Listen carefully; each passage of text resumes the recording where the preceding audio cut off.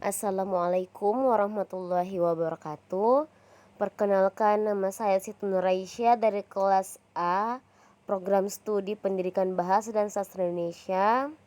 Di sini saya akan menjelaskan ciri-ciri prosodi atau supraksegmental bahasa Indonesia. Baiklah, yang pertama yaitu tekanan. Tekanan berbeda dengan nada. Tekanan dalam tuturan bahasa berfungsi membedakan maksud dalam nada, ayat, atau sintaksis, tetapi tidak berfungsi membedakan makna dalam ayat, kata, atau leksis.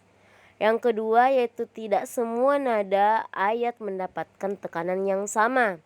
Hanya kata yang penting atau dianggap penting saja yang mendapatkan tekanan atau aksen.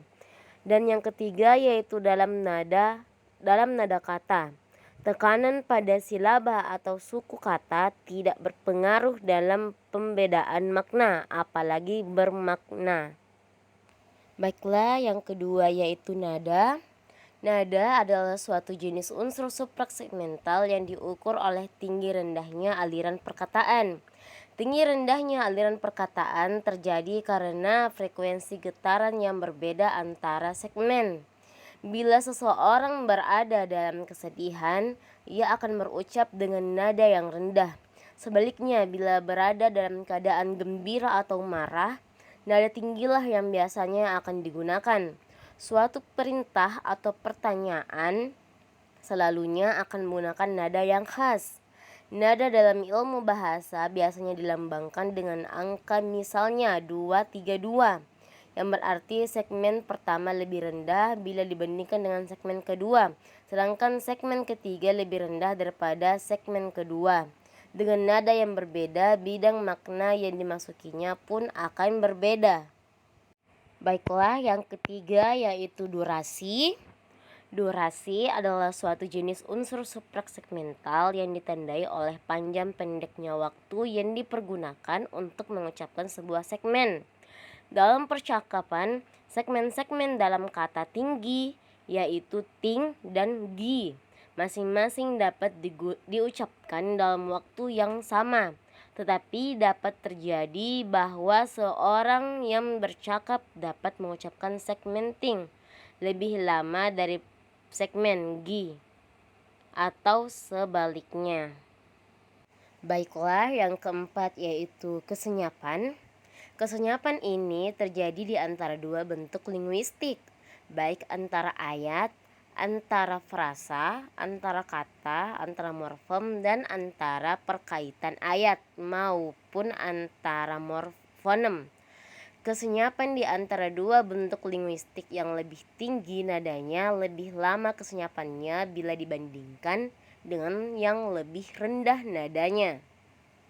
Baiklah, yang kelima yaitu intonasi. Intonasi dalam bahasa sangat memainkan peran dalam membedakan maksud perkataan. Dengan dasar kajian pola-pola intonasi ini, ayat boleh menjadi ayat berita, ayat tanya, dan ayat perintah. Baiklah, yang terakhir yaitu jeda atau persendian. Jeda atau persendian berkenaan dengan hentinya bunyi dalam arus ujaran. Disebut jeda karena adanya hentian itu, dan disebut persendian karena di tempat perhentian itulah terjadinya persambungan antara dua segmen ujaran. Jeda ini dapat bersifat penuh atau bersifat sementara. Biasanya dibedakan adanya sendi dalam atau interjuntur dan sendi luar atau open juntur. Baiklah, selanjutnya yaitu sendi dalam menunjukkan batas antara satu silabel dengan silabel yang lain. Sendi dalam ini yang menjadi batas silabel biasanya tinggi ditandai dengan tanda plus. Contohnya, kata am plus bil, kata lak plus sa plus na, kata ke plus le plus la plus war. Maka bisa disambung menjadi kata ambil, kata laksana, dan kata kalelawar. Sendi luar menunjukkan batas yang lebih besar dari silabel. Garis ke dalam hal ini biasanya dibedakan adanya a. Jeda antara dalam frase ditandai dengan garis miring tunggal. Sedangkan yang b. Jeda antar frase dalam klausa ditandai dengan garis miring ganda. Dan yang terakhir yaitu c.